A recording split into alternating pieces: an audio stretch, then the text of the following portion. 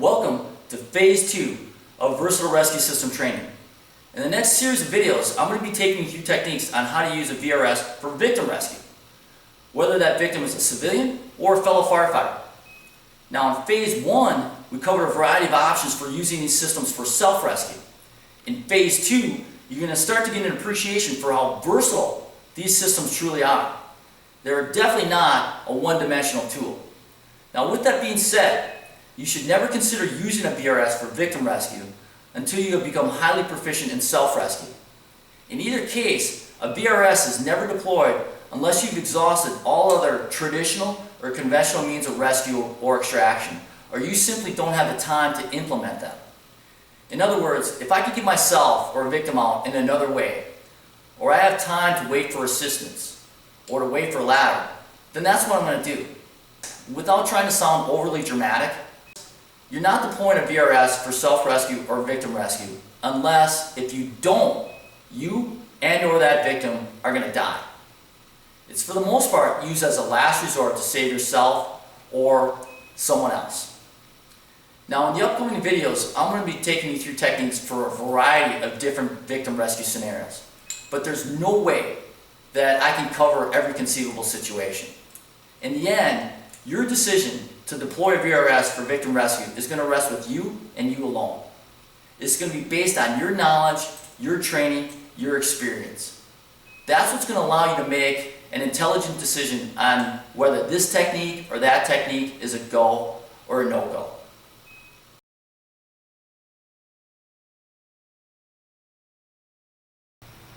Now when we look at using a VRS for victim rescue, it can be grouped into one of two methods.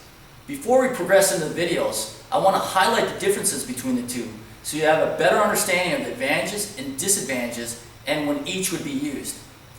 The first method is what I refer to as primary deployment. Now in primary deployment, you're taking the lead end of your system, specifically the flash hook, and then a secondary carabiner, and you're attaching both to the victim. There's a couple advantages to primary deployment. The first is that it's very fast and efficient to deploy. And between the two methods, there's the least amount of things that can go wrong. The second advantage to primary deployment is that you're using your DCD, your descender, whether it's the F4 or the escape artist, in normal deployment mode, which means that both DCDs have auto-locking or self-braking capability. What that provides for is you to completely let go of the hardware so you can use both hands to assist the victim outside the environment. We're going to be using primary deployment when you as the rescuer can withstand the conditions you're in, but the victim cannot. When you look at a civilian, pretty straightforward. They don't have the thermal protection that you have with your turnout gear. They don't have the respiratory protection that you have with an SCBA on. So you need to get them out before they're seriously injured or worse. The best example that I could give you with a fellow firefighter, again, that does not have a system, is you would be in a heavy smoke environment, okay? Heat isn't a threat at that point, but it's heavy smoke. They are running out of air, or they're out of air, and you don't have the ability to share air. You have two different styles of SCBAs. So you want to get them outside that environment, that IDLH, immediately dangerous to life and health environment, before they're overcome, okay? That's when primary deployment is typically used. Now, you should understand that we can still use primary deployment if we foresee having to get out immediately after the victim. In other words, if as we're luring the victim out, conditions in the room are going south very quickly, and now flashover is a threat. So obviously that's something that even on our full protective equipment, we're not going to be able to withstand. So you foresee having to get out immediately after the victim. If you use primary deployment in that situation, you have to be in what I refer to as an anchor-friendly environment. In other words, you have to have options for anchoring your system. Understand this. In primary deployment, the flash hook and another carabiner are attached to the victim, and you're lowering both out the window. So the hook is going to be all the way down on the ground or a lower level. It's not going to be available for you to use, okay? And we use the hook as a last-ditch anchor when we have no other options. In that type of situation, where you've lowered the victim out and you're going to exit out immediately after them, the F4 and the escape artist provide you that ability, because there's enough inherent friction within each device that we can reverse deploy them, okay? Primary deployment, you got auto locking capability. This is now on the ground, okay? You're gonna reverse deploy it and you're gonna be working off the back end of your system. So when I say anchor-friendly environment, you gotta be able to take that auxiliary carabiner and attach to a substantial object, or you have to have a tool with you so that you can breach a wall and wrap a stud, or you have to have the ability to do the tool in the wall technique, or a tool that's conducive to placing it in the corner of the window or across the sill plate. Because again, your hook's no longer available for you.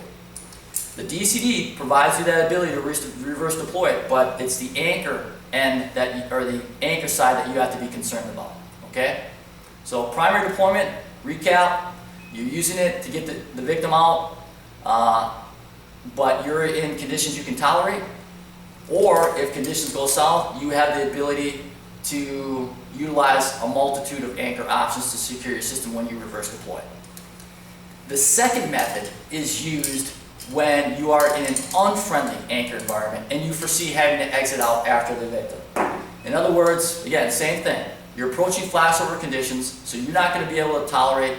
You know that once you get the victim out, you have to follow suit and bail out immediately afterwards, but you're looking around and you have no options for establishing an anchor, okay? You don't have a substantial object. You're in a commercial building maybe where it's all masonry walls around you, so you can't breach a wall and wrap a structural member. You can't do the tool in the wall technique. There's no substantial object.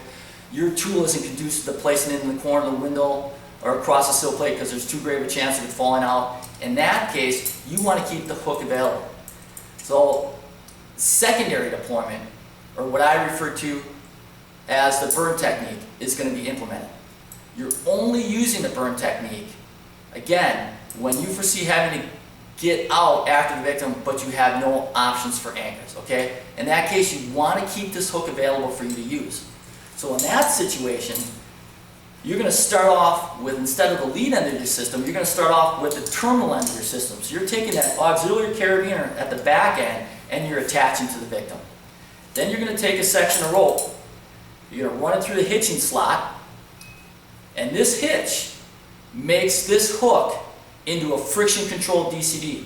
Believe it or not, there's enough friction on that bite point that you can lower the victim out, okay, and still safely and efficiently control their descent. So you lower the victim down to the ground or a lower level, you release the rope, and now you have the hook available for you to use as a last-ditch anchor. Primary deployment or secondary deployment, the burn technique. We're going to go through each for both conscious and unconscious victims. We're going to show you techniques where you can do one-handed rappels. We're working with an infant or a child. We're going to show you how you can get a victim out and follow suit immediately afterwards using both, again, the burn and primary deployment. And I know if it sounds confusing right now, okay, trust me, as we progress along, things are going to get a lot clearer, a lot more in focus, and you'll have a better understanding. And I think truly get an appreciation for the versatility of these systems and how they can be used to save someone else's life.